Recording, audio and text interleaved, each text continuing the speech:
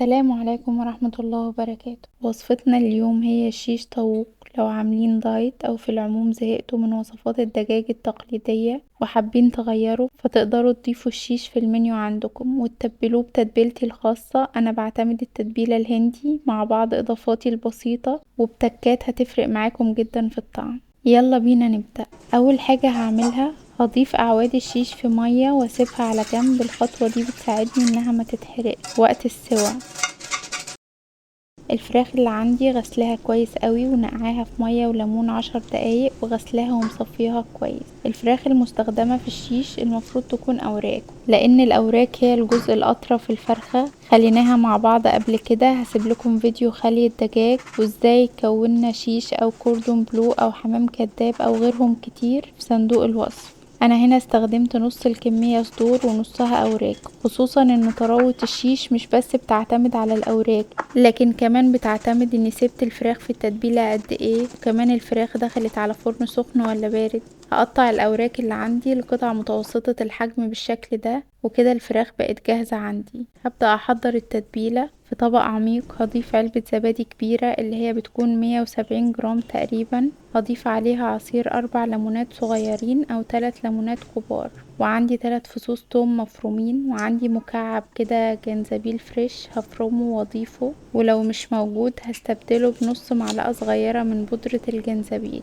والبهارات بقى هضيف معلقة كبيرة بابريكا، ومعلقة كبيرة كاري، ومعلقة كبيرة بهارات فراخ، وعندي نص معلقة صغيرة من الفلفل الاسود، ونص معلقة صغيرة من الكمون، وعندي معلقة ونص صغيرين من الملح، ومعلقة كبيرة من المستردة او الخردل. لو مش موجودة استغنوا عنها، لكن بتودي التتبيلة في حتة تانية فعلا. وعندي معلقة كبيرة خل، وحوالي معلقتين كبار من الزيت النباتي. كده ضفت كل المكونات. هقلب كويس قوي لحد ما يمتزجوا بالشكل ده، وانزل بقطع الفراخ في التتبيلة واقلبهم كويس، وهغطيه واسيبهم في التلاجة اقل حاجة ساعتين. والحقيقة ان كل ما اسيبهم وقت اطول الفراخ هتتشرب التتبيلة اكتر وهتبقى اطرى كتير كمان وقت الاكل. وقبل ما اخرج الفراخ من التلاجة على طول هجهز الخضار بتاعي. طبعا استخدموا الخضار اللي انتوا حابينه والكمية اللي تناسبكم. انا استخدمت الكمية اللي قدامكم دي من البصل والفلفل الالوان والفلفل الاخضر، وكمان جهزت طماطم شيري ومشروم، وده اختياري طبعا، ممكن تستغنوا عنهم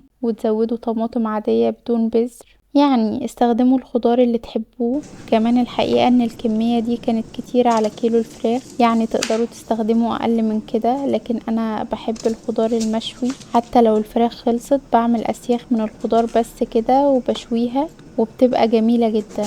هبدأ اقطع الخضار. هقطع البصل لأربع قطع بالشكل ده وافككه من بعضه كده، والفلفل هقطعه نصين طولي من ورا بالشكل ده، واشيل الجزء ده كده وابدأ اقطعه قطع متوسطة الحجم او بالحجم اللي انتوا عايزينه. يعني هخلص تقطيع الفلفل الاخضر كمان بنفس الطريقة، وكده خلصت تقطيع الخضار. هشيل اعواد الشيش من المية واخرج الفراخ من التلاجة وابدأ ارص الاعواد بتاعتي. هضيف بصل وقطع من الفراخ، ولو القطع صغيرة هضيف قطعتين جنب بعض، وفي النص هضيف تشكيلة من الفلفل اصفر واخضر واحمر، وهضيف كمان قطعة من الفراخ، وهقفل بمشروم او طماطمايه من اللي عندي. والحقيقة لو ما بتحبوش المشروم قوي بلاش تستخدموه، اكتفوا بالبصل والفلفل او زودوا لهم طماطم، وممكن تكتفوا بالدجاج المتبل وتستغنوا عن اي خضار كمان عادي جدا. هخلص الكمية كلها بنفس الطريقة. وفي شوي الشيش هستخدم صينية ليها شبكة بالشكل ده، يعني ده افضل بكتير من اني اضيف اعواد الشيش في ارض الصينية علشان ما يستويش في قلب المية اللي هتنزل منه، يعني هيبقى طري بزيادة كده. فالافضل انه يتعرض للحرارة كده وينزل السوائل الزيادة. ولو مفيش شبكة هضيفه على جوانب الصينية بالشكل ده. وهنا كمان ضفت ورقة فويل في ارض الصينية علشان تنظيفها يبقى اسهل. وهدخله فرن ساخن مسبقا رف اوسط على درجة حرارة 200. ضروري الفرن يبقى سخن عشان الفراخ تخرج طرية.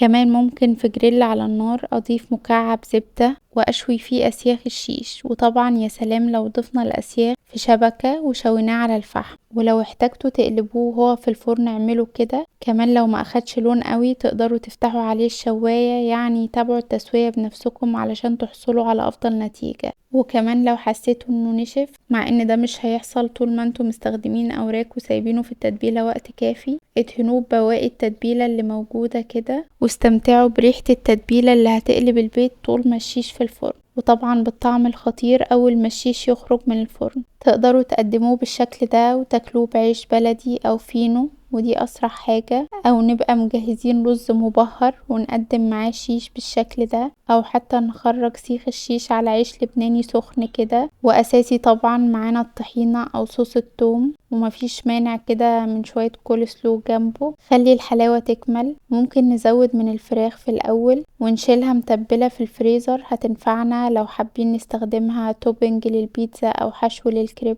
ما تنسوش تقولولي رأيكم لما تجربوه، وبالهنا والشفا مقدما. ولو عجبكم الفيديو شايفين ان المحتوى مفيد، ما تنسوش تعملوا لايك وشير وسبسكرايب لقناتي على اليوتيوب، وكمان تفعلوا الجرس علشان يوصل لكم اي فيديو جديد بنقدمه. اشوفكم على خير في فيديو جديد.